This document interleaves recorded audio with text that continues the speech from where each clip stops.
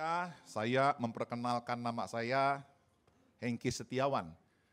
Tadi saya sudah nanya ada yang namanya Hengki Setiawan nggak di sini? Kayaknya kagak ada. Yang namanya Edi ada, yang namanya Budi ada ya.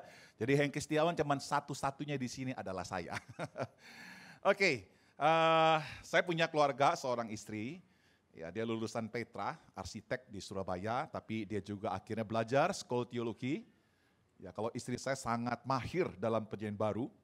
Dia pernah jadi asisten dosen. Ya, terus kemudian saya punya 3 orang anak.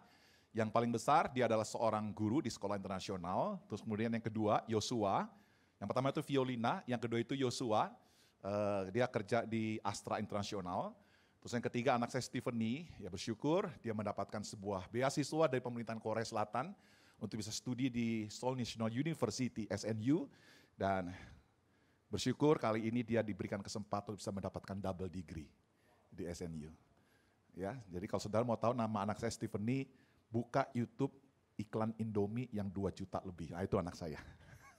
Oke, saya tidak ingin memperkenalkan anak saya, nanti bahaya. Kristus lebih dikecilkan nanti ya. Oke, Kristus harus lebih besar. Bilang sama kiri kanan, 1, 2, 3 apa? Kristus harus lebih besar. Baik, setelah saya akan menyampaikan firman Tuhan dengan satu tema, orang Kristen misioner, ya. Orang Kristen misioner. Saudaraku, ketika Anda mendengarkan kata misioner, orang Kristen misioner, apakah itu berarti saudara harus menjadi seorang misionari? Seorang misionari yang diutus ke Afrika, begitu ya, diutus ke negara-negara yang memang tidak ada orang-orang percaya di situ, ya diutus ke negara-negara komunis, negara-negara ateis, ya negara-negara yang memiliki kepercayaan radikal. Saudaraku, apakah pemahamannya seperti itu? Ya, itu salah satu pemahamannya. Tapi saya berharap begini, saudara jangan mengerdilkan ya definisi atau betapa luasnya dari arti misioner. Saudaraku, istilah misioner itu tidak dikenakan kepada hanya 1 atau 2 orang. Tapi istilah misioner itu harus dikenakan kepada kita semua. Katakan sama-sama, kita semua. 1, 2, 3 apa? Oke, kalau pakai kata kita, saya nggak suka, saudara. Ya, saya. 1, 2, 3 apa? Ya, kalau kita itu kadang-kadang kan nih, kalau ada orang ketabrakan kan, ya tuh, kita lihat, ini bahaya nih. Wah, nanti kita berpikir, di antara kita pasti yang nolong. Masalahnya, semuanya berpikir demikian, nggak ada yang nolong. Ya, mesti saya. Saya adalah seorang misioner. Kata sama-sama, 1, 2, 3. Saya adalah seorang yang misioner. Nah, saudaraku, saya akan mengajak saudara untuk kita coba menjawab tantangan saya ini berdasarkan kebenaran firman Tuhan. Bahwa kita semua adalah misioner-misioner kerajaan Allah, misioner-misioner yang diutus Kristus di tempat di mana kita berada. Saudaraku, teks yang saya akan bacakan sebenarnya ada di dalam Kisah Rasul pasal 1, ayat 1 sampai dengan ayatnya ke-8. Ya. Tapi nanti saudara bisa baca di rumah saja. Saya akan mengajak saudara untuk kita membaca ayatnya yang ke-8 saja. Ya, ayat yang ke-8. Oke, bisa dibantu? Ya, Kisah Rasul pasal 1 ayat 8 saja. Oke, kita baca sama-sama ya. 1, 2, 3. Tetapi kamu akan menerima kuasa kalau Roh Kudus turun ke atas kamu, dan kamu akan menjadi saksiku di Yerusalem dan di seluruh Yudea dan Samaria dan sampai ke ujung bumi. Saudara, kalau kita membaca ayat 8 ini, memang ayat ini adalah permulaan disebut Roh Kudus, pribadi yang ketiga dari Allah Tritunggal. Tapi kalau kita membaca secara keseluruhan dari ayat 1 sampai dengan ayat yang ke-8, saudara, ada 2 pribadi yang disebutkan juga, yaitu Bapa dan juga Yesus. Jadi saudara, Kisah Rasul pasal 1 adalah merupakan akar yang sangat kokoh untuk sebuah gereja misi itu hadir di muka bumi ini. Saudara, Allah Tritunggal turut terlibat. Bapa terlibat, Kristus terlibat, Roh Kudus terlibat. Bapa yang merencanakan, Bapa yang mengasihi dunia ini di dalam Kristus Yesus. Gereja mula-mula diberikan kuasa oleh Roh Kudus untuk membawa sebanyak mungkin orang-orang kepada Bapa melalui Kristus oleh kuasa Roh Kudus. Nah, bingung nih saudara ya. Ini merupakan rumusan Allah Tritunggal yang sangat ketat, saudara. Ya, nah hari ini saya tidak akan menyebut tentang Kristusnya dan Bapaknya, tetapi Roh Kudus. Sebab ini saya ingin menjelaskan kepada saudara bahwa gereja mula-mula yang dicatat dalam Kisah Para Rasul sampai pada abad yang keempat, gereja mula-mula itu diperhadapkan dengan 3 kekuatan besar yang coba berusaha menghambat dan bahkan menghancurkan misi Kristen. 3 kekuatan itu, yang pertama adalah kekuatan Yudaism. Jadi agama Yehuda, agama Yudaisme yang tidak mengakui dan bahkan membenci kalau ada orang-orang mengakui Yesus as Mesias, sebagai Mesias. Yang kedua, adalah politik Romawi yang saat itu nggak suka dengan pertumbuhan orang-orang Kristen. Dijegal, dibunuh secara massal. Secara politik, saat itu orang Kristen tidak menjadi sahabat dari Kaisar Romawi. Yang ketiga, adalah filsafat Yunani atau budaya Yunani. Orang-orang Kristen dianggap bodoh dan goblok kalau mempercayai Yesus yang tersalib itu sebagai Tuhan dan Juru Selamat. Di mana keindahannya? Di mana keelokannya? Di mana keluar biasaannya? Wah, dihina, saudara. Tetapi begini, saudaraku, sekalipun kekristenan diperhadapkan dengan 3 kekuatan besar itu, orang-orang Kristen yang misioner di dalam Kisah Para Rasul tidak bisa dihambat oleh 3 kekuatan itu. Semakin dibabat, semakin merambat. Semakin dibanting, semakin melenting. Itulah kekristenan. Saya berdoa, saudaraku, bahwa 3 kekuatan yang menghambat kekristenan masih ada sampai sekarang. Berasa enggak? Berasa enggak ada sampai sekarang? Cuma hanya jubahnya aja yang berbeda. Tapi kita bersyukur kepada Tuhan. Saya ingin beritahu kepada saudara, jangan pernah menyerah untuk jadi orang Kristen yang misioner. Saya kalau bahas mulai dari ayat 1, 2, 3, waduh nanti nggak ada waktu, saudara. Saya coba ingin mengkaitkan ini dengan Kisah Rasul pasal 1 ayat 8 karena kebetulan sebentar lagi ada hari pencurahan Roh Kudus. Baik, saudaraku, mari bersama-sama kita baca sekali lagi Kisah 1 ayat 8. 1, 2, 3. Tetapi kamu akan menerima kuasa kalau Roh Kudus turun ke atas kamu. Dan kamu akan menjadi saksiku di Yerusalem, di seluruh Yudea dan Samaria, dan sampai ke ujung bumi. Saudaraku, ada 4 hal yang kita harus pelajari menjadi sebuah prinsip. Saya katakan menjadi sebuah prinsip. Kalau itu prinsip nggak boleh berubah. Saya ulangi lagi, kalau itu prinsip tidak boleh berubah. Ya. Kalau yang namanya noumena tidak boleh berubah. Fenomena boleh berubah-ubah. Tapi noumena itu tidak boleh berubah. Nah, saudaraku, yang pertama saya akan mengajak saudara untuk kita bersama-sama belajar. Yang pertama adalah strategi. Ya, bisa bantu saya ya, strategi. Nah, strategi untuk menjadi seorang Kristen misioner adalah saudara harus menjadi saksi. Katakan sama-sama, harus apa saudaraku? Harus menjadi saksi. Tadi firman Tuhan berkata, kamu akan menjadi saksi. Saudaraku, kata saksi itu dipakai kata martures, dari kata martus. Dari kata martus, saudaraku, muncul kata martir dalam bahasa Inggris. Itu artinya orang-orang yang mau mati demi sebuah kepercayaan. Kalau buat kita, saudara, kita adalah orang-orang yang mau mati bagi Kristus. Bukan mati buat agama, tapi mati bagi Kristus. Saudara, kalau kita berbicara tentang martures atau saksi, ada beberapa hal yang sangat penting untuk saudara pahami. Kalau saudara tidak bisa memahami hal ini, saudaraku, maka Anda sebenarnya jauh dari orang Kristen yang misioner. Saudaraku, menjadi saksi ini bukan untuk 1 orang, 2 orang, tapi semua kita. Saya akan jelaskan, saudaraku, berdasarkan istilah ini. Kita akan mendapatkan epistemologi yang sangat dalam, sangat indah tentang saksi ini. Ada 3 unsur yang sangat penting. Yang pertama adalah seorang saksi adalah seseorang yang mengalami apa yang dia lihat, apa yang dia dengar. Dia ada di tempat. Dan dia mengalami bagaimana dia berjumpa, bagaimana dia bersentuhan dengan Kristus melalui kuasa Roh Kudus. Sehingga dia bisa melihat akan kasih Bapa yang begitu lebar, dalam, luas bagi dirinya. Mengalami, saudaraku, ada unsur mengalami. Saya ingin tanya sama saudara tempat ini, siapa di sini yang pernah mengalami akan kuasa Tuhan? Coba angkat tangan. Yang pernah mengalami kuasa Tuhan. Coba angkat tangan dong saudaraku. Oke. Dengan setengah tiang saudaraku. Kalau setengah tiang namanya menyerah. Ya sama-sama kita angkat, siapa yang pernah mengalami Tuhan? Angkat tangan yang pernah mengalami Tuhan. Oh saya pernah mengalami Tuhan saudara. Saya 9 bulan pernah koma. Dokter Ong Tiong Bing waktu itu aku udah angkat tangan saudara. Jadi saya yang ditaruh di rumah sakit Usada, Mangga Besar. Ya akhirnya dokter menyerah, pulanglah. Nenek saya mendoakan. Nenek saya bilang begini, kalau anak ini sembuh saya serahkan jadi hamba Tuhan. 9 bulan koma, saudara. Dan saya sembuh. Akibat koma, 2 tahun saya nggak naik kelas. Karena saya lupa lagi apa yang saya pelajari. Di kelas 3 SD, saya lupa. 3 tambah 3 sama dengan berapa? Nggak tahu saya saudara.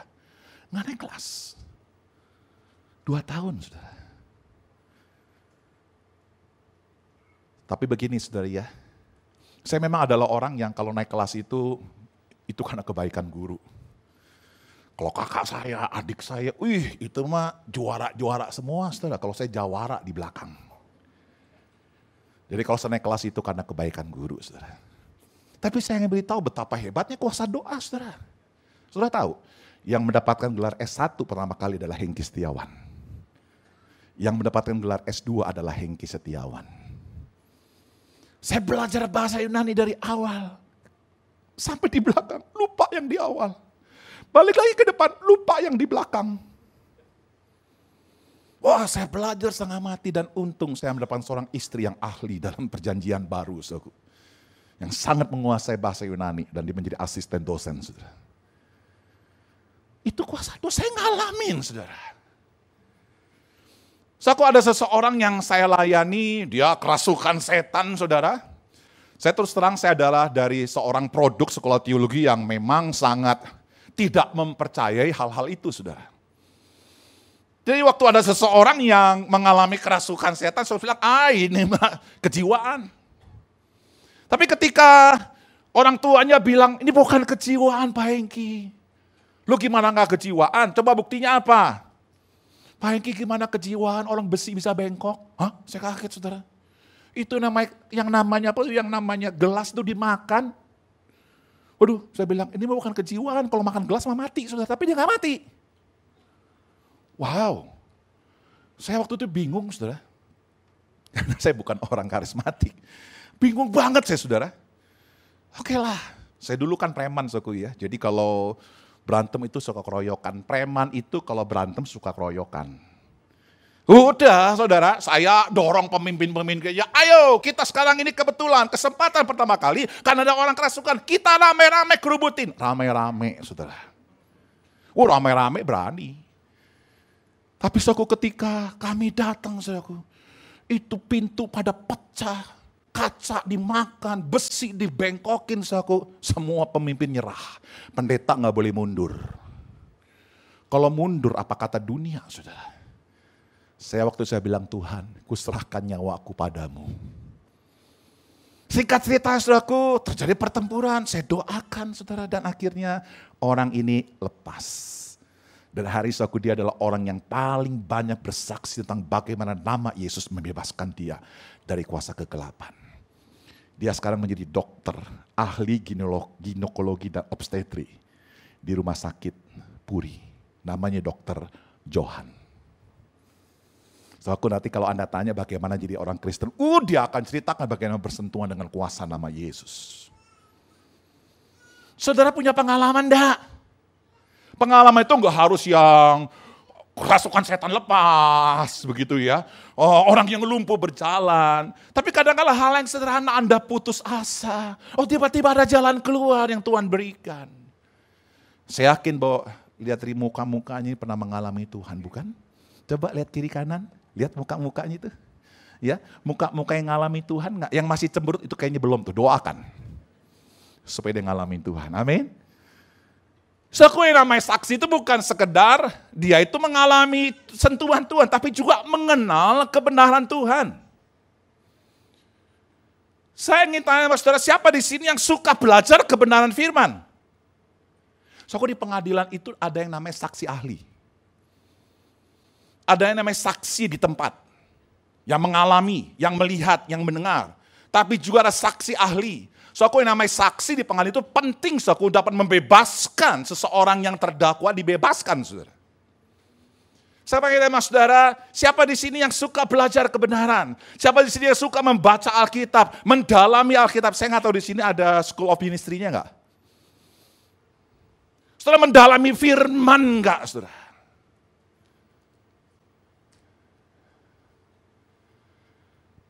Saya kagum, saudaraku, ada seorang teolog, saya lupa namanya. Saudaraku, dia bikin kitab, dia menyelidiki kitab Roma, saudara. Dia tulis, sampai tulisan itu sekeliling ini, saudaraku, semua bukunya tentang kitab Roma aja. Dia dalami. Saudaraku, saya tidak mengatakan seorang Kristen yang misioner harus baca Alkitab, harus masuk sekolah teologi, harus mendalami bahasa Yunani, bahasa Ibrani, tradisi budaya perjanjian baru atau budaya perjanjian lama, saudaraku. Bukan itu maksud saya. Maksud saya begini, saudaraku, apakah engkau punya kerinduan tertanam dalam firman?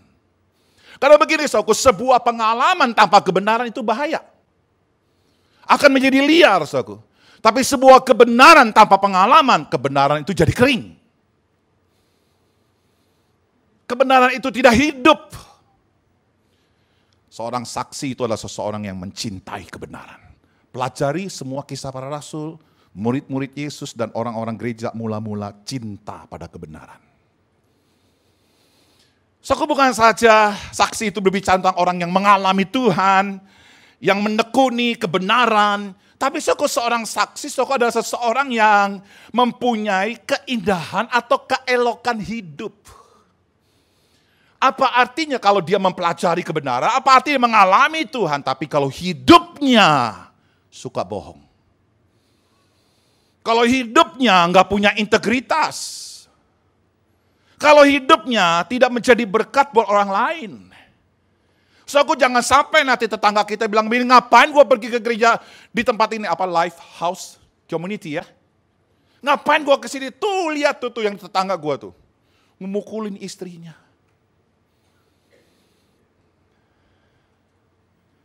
Aku di perumahan kami, ya, ada tulisan besar-besar. Tolong kalau punya anjing, kotorannya dibersihkan. Saya punya 2 dogi, saudara. Ya, kami seringkali ajak jalan-jalan pagi-pagi. Kadang-kadang saudaraku ya, kami ambil.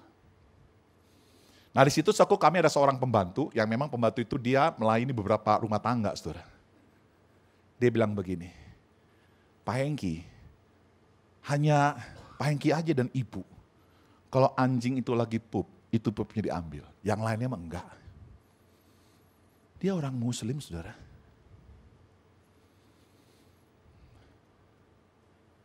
Saya punya 2 pembantu, saudara. Yang saya rekrut masih kecil. Saya tahu ketika dia enggak lulus SD, saudaraku, saya bilang, nak, kamu jangan sampai enggak lulus SD. Kamu kerja di sini tapi Bapak akan sediakan kamu beasiswa sampai kamu lulus kuliah. Dan dua-duanya kuliah. Dan keduanya lulus. Yang satu tetap Islam gak apa-apa. Yang penting dia ke gereja. Yang satu akhirnya ambil keputusan mau dibaptis.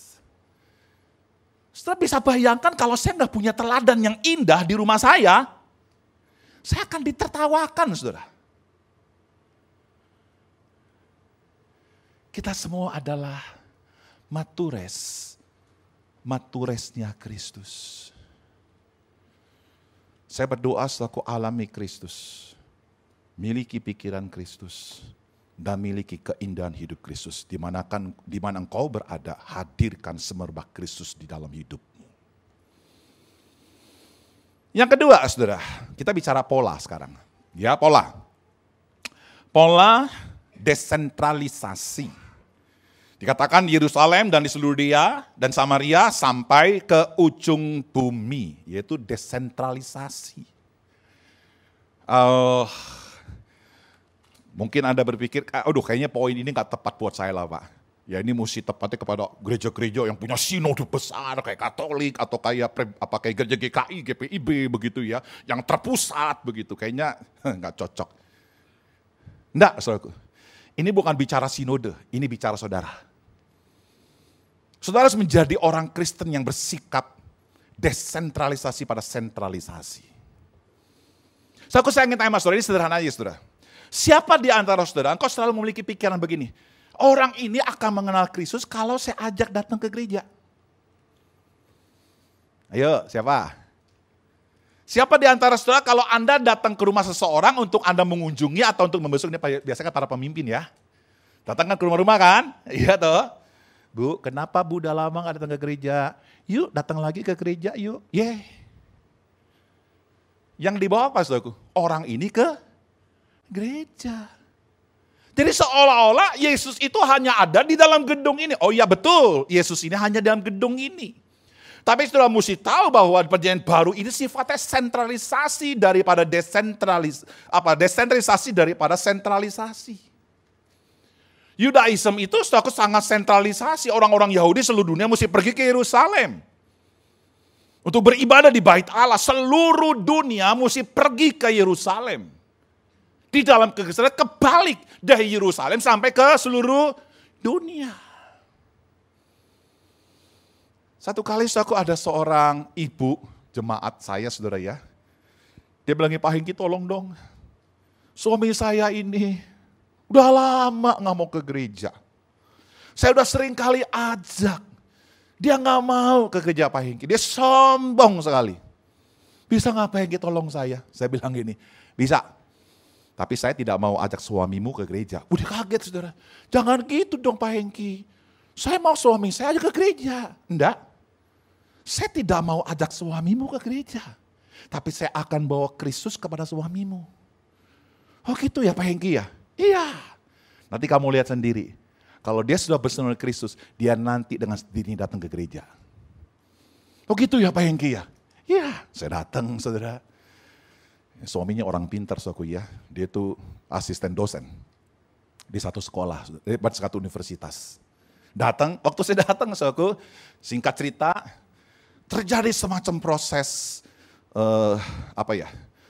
proses pertanyaan-pertanyaan, saudaraku ya, dialektik. Dia bilang begini, Pak Hengki saya pengen tanya ya, Tuhan itu maha ada nggak? Jawaban kita apa? Ya, kalau ditanya Tuhan maha ada, jawabannya apa? Kita kan bisa ngomong iya kan, nggak boleh ngomong enggak. Kalau kita ngomong enggak, berabe pendeta bilangnya Tuhan nggak maha ada? Ya, saya bilang maha ada. Oke. Kemudian dia terusin lagi. Kalau Tuhan maha ada, kan ada di gereja Pak Hengki. Dan juga ada di rumah saya kan. Kurang lebih saudara sudah tahu nggak arahnya kemana? Jawaban saya apa? Masa saya bilang kagak ada cuma hanya di gereja? Lah iyalah saya bilang, ada di rumah kamu juga. Lalu dia bilang, loh kalau begini Pak Hengki ya, kalau Tuhan itu ada di gereja, Tuhan itu maha ada di gereja, ada di rumah saya, kalau gitu saya nggak perlu ke gereja, kan begitu kesimpulannya. Nah, yuk kalau saudara digituin gimana? Nyerah kan? Dia salah, dia ketemunya pendeta. Saya bilang sama dia, oke, Tuhan maha ada ya, oke, good, kamu hebat, saya bilang. Ya, kamu adalah seorang yang memiliki cara berpikir Sokratik yang sangat luar biasa, yang bisa mengarahkan, memojokkan orang. Emang kamu ada yang belajar filsafat Sokrates? Saya juga kok belajar. Saya tanya balik dia saudara, saya tanya balik, kena batunya dia saudara. Oke, saya pengen tanya, kamu tahu nggak apa bedanya Tuhan maha ada sama Tuhan maha hadir? Tuhan yang ada dan Tuhan yang hadir. Apa ya Pak Hengki ya? Bedanya apa ya? Oke, saya jelasin. Saya pengen tanya, tadi kalau kamu bilang Tuhan ada di gereja, saya pengen tanya, Tuhan juga ada nggak di tempat pelacuran? Jawab. Jawaban dia apa saudara? Hah? Ya kan dia juga mesti jawab maha ada kan? Ya ada di tempat pelacuran. Saya tanya lagi, Tuhan itu ada nggak di tempat yang namanya perjudian? Ada nggak? Di tempat narkobais? Ada nggak? Ayo jawabannya apa? Dia mulai lemes saudaraku ya. Ya, ada Pak Hengki. Lalu saya pengen tanya, kalau Tuhan ada di tempat pelacuran, kalau Tuhan ada di tempat narkobais, kalau Tuhan ada di tempat perjudian, kenapa di situ tidak ada perubahan? Ini poin saya, saudaraku, ini main poin saya. Saya bilang begini Pak, gak cukup kamu percaya Tuhan itu ada. Kamu harus mempercayai bahwa Tuhan itu hadir. Tuhan yang ada dan Tuhan yang hadir itu dua hal yang berbeda. Tuhan ada di alam semesta ini, tapi Tuhan yang ada dalam semesta ini hadir gak dalam hidupmu? Tuhan itu pencipta alam semesta. Firman Logos, Yohanes pasal 1 itu pencipta alam semesta. Tapi dia juga adalah Tuhan yang maha ada, tapi dia hadir menjadi daging dalam kehidupan manusia. Logos. Terus saya tanya sama dia, menurut kamu saya ada istri enggak? Dia bilang, ada. Tapi istri saya hadir enggak di sini? Dia bilang, enggak ada. Saya ceritain. Saya waktu naik mobil, saya ada istri tapi istri saya hadir. Lagi naik mobil di jalan tol, tiba-tiba mobil saya mau nyeloneng ke kiri gitu loh. Istri saya suatu dengan penuh keberanian menampar pipi suaminya yang adalah pendeta, saudara. Teprek, ditampar, kurang ajar enggak? Saya pengen tanya nih suami-suami, kurang ajar enggak? Ditempeleng saya. Satu-satunya kali seumur hidup saya ditempeleng istri waktu itu, saudara. Istri saya kalau nggak tempeleng saya, kita semua mati, saudara. Istri saya hadir di sebelah saya. Saya selamat dari sebuah kecelakaan. Saya bilang sama dia, kalau Tuhan ada, tidak menjamin perubahan. Tapi kalau Tuhan hadir, pasti ada perubahan. Sudah? Saya pulang begini. Tadi kan kamu bilang kan saya datang supaya kamu kan diajak ke gereja kan. Saya bilang kamu nggak perlu ke gereja. Karena tadi pertama kali datang dia ngomong begini, Pak Hengki mau ajak saya ke gereja? Iya, ngeledek lagi saudara. Waktu pulangnya saya bilang gini, sorry ya, saya tidak mau ajak kamu ke gereja. Yang penting kamu ngalamin Kristus di sini. Bye-bye, pulang saudara. 2 minggu kemudian datang ke gereja tuh orang. Halo? Datang tuh ke gereja tuh. Saya tanya, ada yang nyuruh kamu ke gereja? Enggak ada. Lalu apa yang buat kamu ke gereja? Iya saya sadar Pak Hengki. Yang hanya bisa mengubah saya adalah Yesus. Bukan Tuhan yang maha ada, tapi Tuhan yang hadir dalam hidup saya. Dia ke gereja. Bukan saja ke gereja, dia bilang Pak Hengki, kapan ada baptisan? Mau dibaptis lagi saudara. Setelah itu Pak Hengki, boleh gak saya melayani? Silakan melayani. Saya gak suruh dia ke gereja. Tapi kalau dia bersentuhan dengan Kristus, dia pasti ke gereja. Makanya begini sifatnya desentralisasi. Gimana? Ayo saudara. Jangan lagi nanti kalau kamu besuk atau kunjungin orang, yuk kita ke gereja, yuk ke gereja. Jangan. Apalagi kalau kita ngajak seseorang yang dari agama seberang, repot. Udah bawa Yesus aja ke dia. Saya itu urusan Tuhan yang akan mengubah dia. Yang akan menyentuh dia. Yang akan membawa dia ke gereja. Siapa yang percaya bahwa Tuhan mampu mengubah orang, angkat tangan saudara. Oke, ketika engkau angkat tangan, kamu adalah orang Kristen misioner. Haleluya. Bilang sama kiri kanan, saya adalah orang Kristen misioner. Sama-sama katakan apa? Saya adalah orang Kristen misioner. Orang Kristen misioner kalau bukan orang Kristen yang bawa seseorang ke dalam gereja. Tapi seseorang yang membawa Kristus ke dalam rumah itu. Itulah misioner. Amin. Oke. Yang ketiga saudara, kuasa. Kapasitas. Ya, jadi tahukah Anda bahwa sebenarnya adalah seorang misioner? Bukan karena jati dirimu sebagai saksi. Bukan saja karena Anda tuh bersikap desentralisasi daripada sentralisasi. Yang ketiga itu adalah kapasitas. Tuhan berikan kepada kita kapasitas untuk kita memenangkan orang. So, kalau gereja ini maju, kalau gereja ini berkembang, saya mau kasih tahu jangan ada seorang pun yang menyombongkan diri, saudara. Karena dalam Kisah Rasul pasal 1 ayat 8, salah satu kunci yang paling penting pekerjaan Roh Kudus adalah memberikan kuasa. Dipakai kata dunamin, dari kata dunamos, dari kata dunamis. So, di dalam bahasa Yunani ada dua kata kalau LA itu menerjemahkan kuasa. Yang pertama itu adalah exousia. Exousia itu diterjemahkan kuasa, tapi dalam arti posisi. Kamu diberikan kuasa sebagai anak-anak Allah, itu exousia. Tapi dalam ayat ini tidak pakai kata exousia, tapi dipakai kata dunamis, dunamin. Dari kata dunamos, kata bendanya.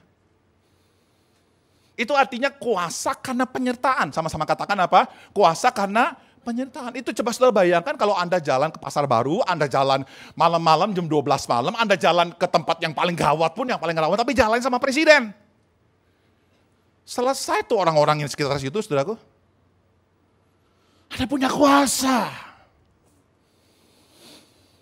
Suatu kata kuasa, dunamos, itu akhirnya melahirkan 4 kata padanan. Dalam bahasa Inggris ataupun dalam bahasa Indonesia.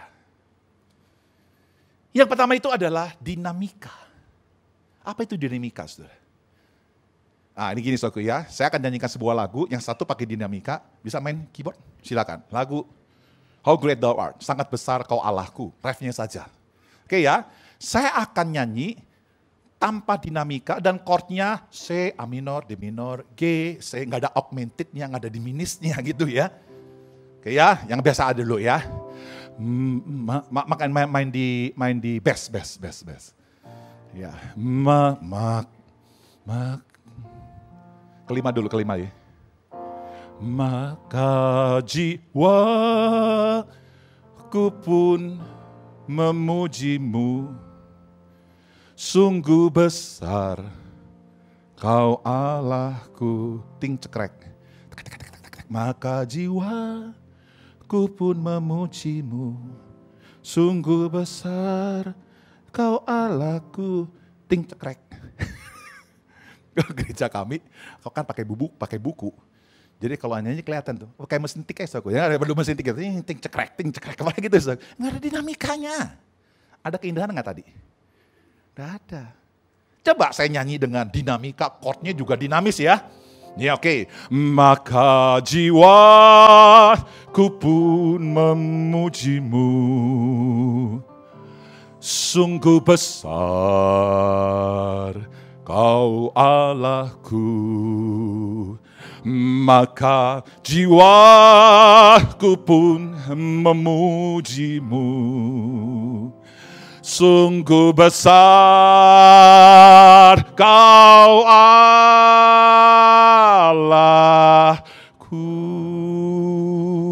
Beri tepuk tangan buat Tuhan.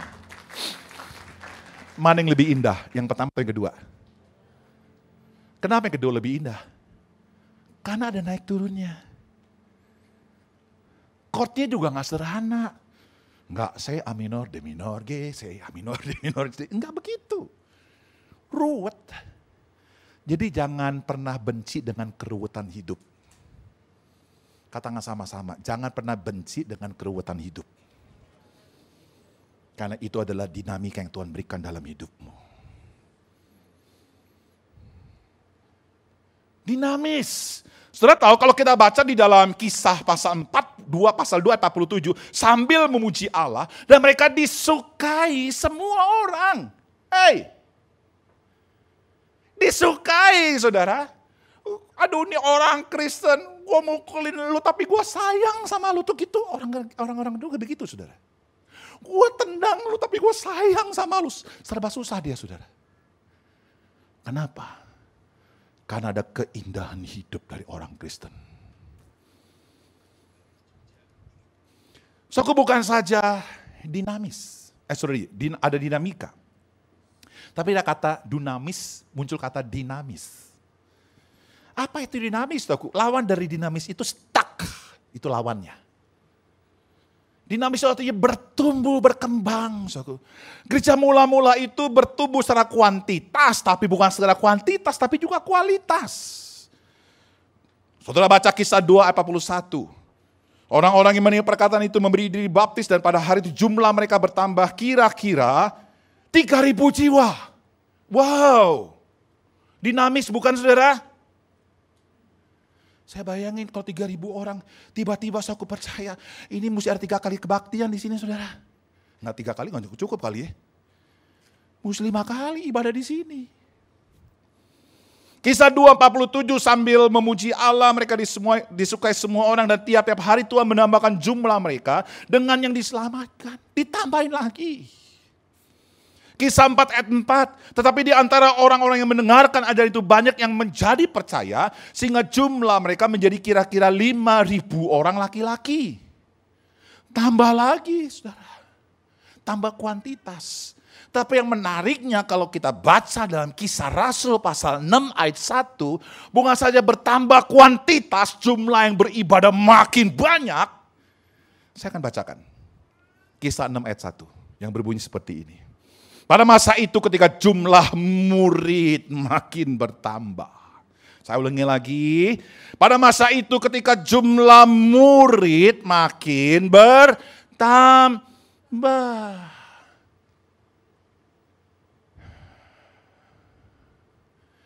Saudaraku, jangan menjadi orang Kristen yang 5D. Tahu 5D? Datang, duduk, diam, dengar, dadah. Tuhan gak pernah ajak saudara jadi orang percaya loh.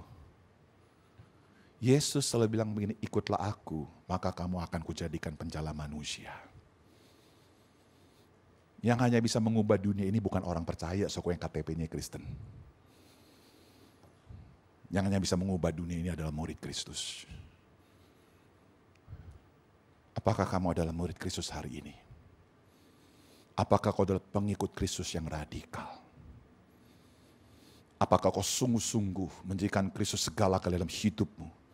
Dan kehadiranmu adalah kehadiran Kristus. Bukan saja pada hari Minggu, tapi dalam seluruh hidupmu.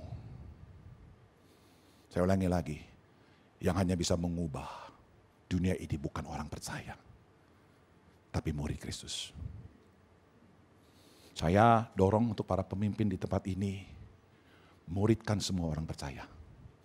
Jadikan mereka murid. Yang hanya bisa mengubah rumah tangga mereka adalah murid Kristus. Yang hanya bisa mengubah situasi perusahaan kantor mereka adalah murid Kristus. Yang bisa memberikan pengharapan ketika ekonomi menjadi lesu hanya murid Kristus. Yang hanya bisa mengubah dunia Indonesia yang penuh dengan korupsi dan koruptor hanya murid Kristus. Yang bisa memerdekakan Indonesia dari sebuah perbudakan keuangan hanya murid-murid Kristus. Jadilah murid-murid Kristus. Jangan sekedar menjadi orang percaya, saudara. Dari kata dunamos muncul kata tadi apa? Dinamika, dinamis, dinamo. Tahu dinamo? Ini kalau nggak ada dinamo nggak ada lampu, saudara. Yang menyebabkan ada listrik itu dinamo. Roh Kudus yang menyertai orang percaya memberikan kepada kita kekuatan. Jadi begini, kalau engkau bisa memenangkan orang, bisa membawa orang kepada Kristus, itu karena Roh Kudus. Saudara, saya pergi ke negara ini, saudaraku.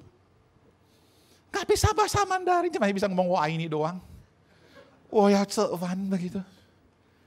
Tapi Anda tahu, setiap kali saya pulang dari negeri ini, saudara, di catatan saya, saudaraku, minimal kalau seminggu saya pergi, ada kurang lebih 150 orang terima Yesus. Karena saya bisa bahasa Mandarin? Enggak. Tapi karena saya diberikan kapasitas oleh kuasa Roh Kudus. Dan Roh Kudus memperlengkapi saya dengan orang yang punya karunia penerjemah bahasa roh. Maksudnya Indonesia ke Mandarin begitu. Gitu ya. Pak Hengki nggak percaya bahasa roh, saya percaya, jangan khawatir. Saya bisa mempertanggungjawabkan itu secara biblical dan teologi. Oke, baik saudaraku ya. Jadi itu kekuatan. Coba Kisah 4:13. Saya akan bacakan saudaraku ya. Ketika sidang itu melihat keberanian Petrus dan Yohanes dan mengetahui bahwa keduanya orang biasa yang tidak terpelajar. Mereka ini orang-orang nggak terpelajar. Dianggap siapa ini oleh Yudaism? Dianggap bodoh oleh orang-orang Yunani. Nggak punya kekuatan apa-apa oleh politik Romawi. Tapi mereka punya keberanian memberitakan firman.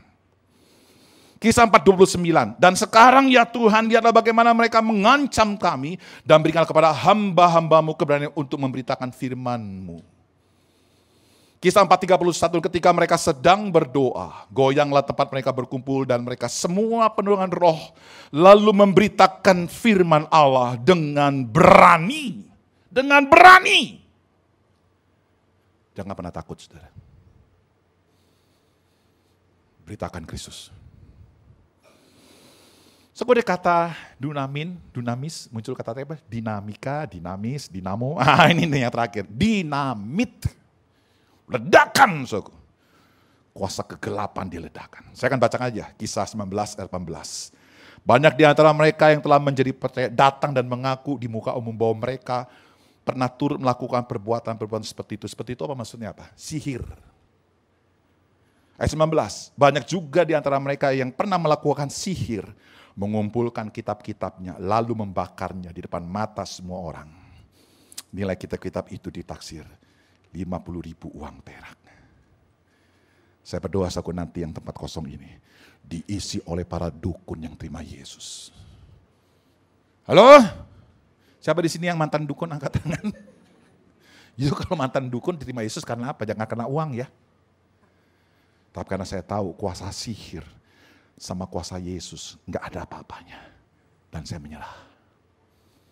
Ada ledakan yang begitu besar. Oke, yang terakhir yang keempat, fokus. Terakhir ya, oke. Fokus.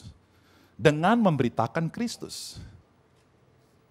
Firman bilang begini, menjadi saksi siapa? Bukan saksi Hengki Setiawan.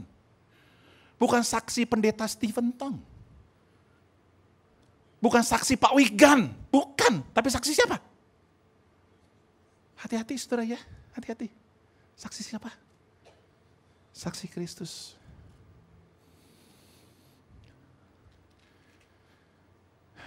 Saya seringkali dengar nih ya, berapa jemaat, Pak Hengki ada orang yang kunjungin saya. Dia cerita begini Pak Hengki, bla bla bla bla. Ujung-ujungnya begini Pak Hengki, iya. Kamu ajarin dengerin nih khotbahnya seorang yang sangat terkenal. Dia adalah teolog Reform yang sangat hebat, yang punya gereja besar di Kemayoran. Saya nggak sebutin namanya saudaraku ya, dan gerejanya ya. Oke. Nah, kamu dengerin ajarannya, ini namanya hebat. Saya bilang, kok nama orang ini sih yang dibawa-bawa? Soalnya saya nggak pernah membawa orang itu untuk, ayo ikutin Hengki Setiawan. Enggak, saudara. Ikutlah Yesus. Saya sebenarnya sudah pensiun cukup lama dari gereja, karena saya misi ya ke Cina, saudara. Satu kali saya diminta lagi sama gereja asal saya untuk kembali. Aduh, terikat lagi nih. Ya, tapi karena memang mereka butuh sekali dan minta dengan sangat. Lalu saya bilang begini, saya akan terima undangan untuk saya menjadi gembala di sini. Tapi dengan satu syarat, saya minta semua para pemimpin di sini miliki pikiran Kristus. Artinya begini, kita memikirkan hanya apa yang dipikirkan oleh Kristus dan hanya Kristus yang dimuliakan. Bukan memikirkan apa yang dipikirkan oleh jemaat, tapi Kristus. Mau nggak? Kalau nggak mau, nggak apa-apa. Mereka mau, saudara. Ya akhirnya berhadapan dengan jemaat. Saudara, saya ingin bacakan Kolose 1:28. Ini bagus sekali, saudara. Yuk kita baca sama-sama. 1, 2, 3. Dialah yang kami beritakan apabila tiap-tiap orang kami nasihati dan tiap-tiap orang kami ajari dalam segala hikmat untuk memimpin tiap-tiap orang kepada kesempurnaan dalam kata kesempurnaan itu telos. Tujuan akhir itu adalah Kristus. Saya minta demi nama Yesus, saudara. Jangan kau memakai nama Yesus untuk orang itu datang ke gereja ini. Tapi di ujung agendanya adalah kamu ikut saya. Bukan ikut Yesus. Jangan sampai ada seorang pun di tempat ini yang datang demi nama Yesus. Tapi akhirnya saudara gak hati-hati. Saudara mengikuti seseorang. Saudara mengagumi seseorang. Saudara memuliakan seseorang. Baca 1 Tesalonika 3 ayat 1. Berdoalah untuk kami. Supaya firman beroleh kemajuan dan firman dimuliakan. Ini hebat doanya saudara. Saya dalam hidup saya punya filosofi begini saudara. Jangan sampai ada seorang pun yang mengikuti saya. Saya nggak mau. Tapi saya bersedia menyediakan diri saya untuk membawa orang itu mengikuti Yesus. Di awal dia mengenal Kristus. Di ujung akhir hidupnya, dia dewasa di dalam Kristus. Saya berdoa, saudaraku, jadilah gereja yang misioner berdasarkan apa yang Kristus pikirkan, bukan apa yang kita mau. Saya ingin tutup khotbah saya, saudara. Saya mendedikasikan kalimat yang terakhir ini untuk seorang yang bernama Tim Keller. Dia adalah seseorang yang sangat berpengaruh dalam khotbah saya, saudara. Yang sangat menekankan gospel. Dia meninggal kemarin karena sakit kanker pankreas. Dia bilang begini, saudaraku, agama berkata, temukan hidupmu. Berbuat baiklah. Kasih persembahan, jadi pengurus, jadi ini, jadi itu. Maka engkau akan menemukan hidupmu. Kamu begitu dihargai karena kesucianmu. Karena kesalehanmu. Itu agama. Masyarakat sekolah berkata, ciptakan hidupmu. Kau bisa ciptakan dengan lipstick, kau bisa ciptakan dengan perfume, kau bisa ciptakan dengan rumah yang mewah, kau bisa ciptakan dengan mobil. Dan kau bisa bernilai di situ. That is secularism society. But gospel beda, saudara. Timothy Keller bilang begini, Yesus berkata, hidupku untuk hidupmu. Kamu berarti karena Yesus. Kamu berharga karena Yesus. Kamu gak punya uang tetap berharga karena Yesus. Kamu gak lulus S1, kamu tetap berharga karena Yesus. Di dalam Yesus kita berharga. Pahami betapa dirimu berharga. Kalau engkau berharga, engkau akan bisa melakukan yang berharga buat banyak orang. Kebanyakan orang tidak bisa melakukan apa yang berharga. Dan dia merasa tidak berharga. Maka hidupnya selalu menghasilkan selalu tidak berharga. Tapi kalau pikiranmu, kau selalu berharga di mata Yesus. Dan kau sempurna di dalam Yesus. Saya percaya pikiran ini akan mengubah hidupmu menjadi lebih indah di dalam Tuhan. Mari kita berdoa.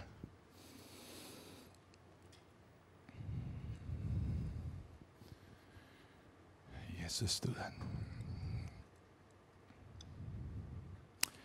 Siapa di antara saudaraku berkata, Bapak, aku ingin menjadi orang yang misioner dalam Kristus, yang akan diperlengkapi oleh kuasa Roh Kudus.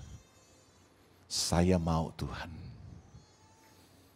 Saya mau jadi paramisimu di rumah tanggaku, di tempat pekerjaanku, dimanapun aku berada.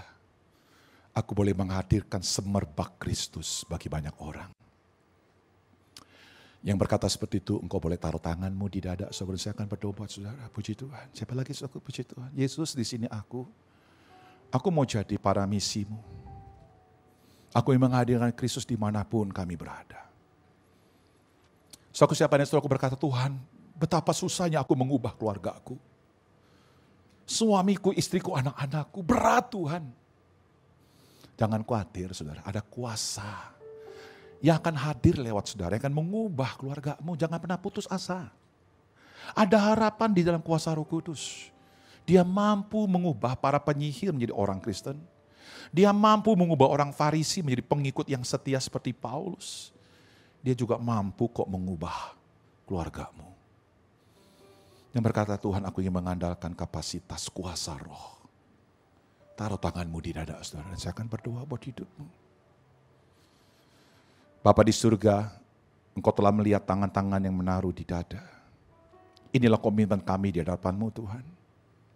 Kami tahu kami rapuh, tapi kami percaya kalau kami berjalan bersama dengan-Mu, kami yang rapuh ini akan banyak memenangkan banyak orang.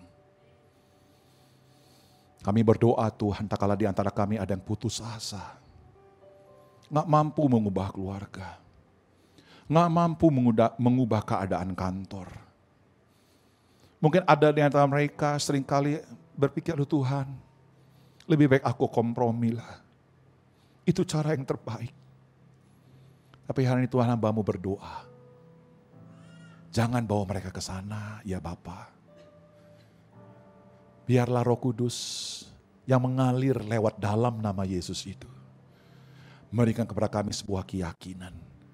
Akan ada sebuah terobosan, akan ada sebuah ledakan, akan ada sebuah dinamika, dinamis. Akan ada Tuhan terjadi di sekitar kehidupan kami.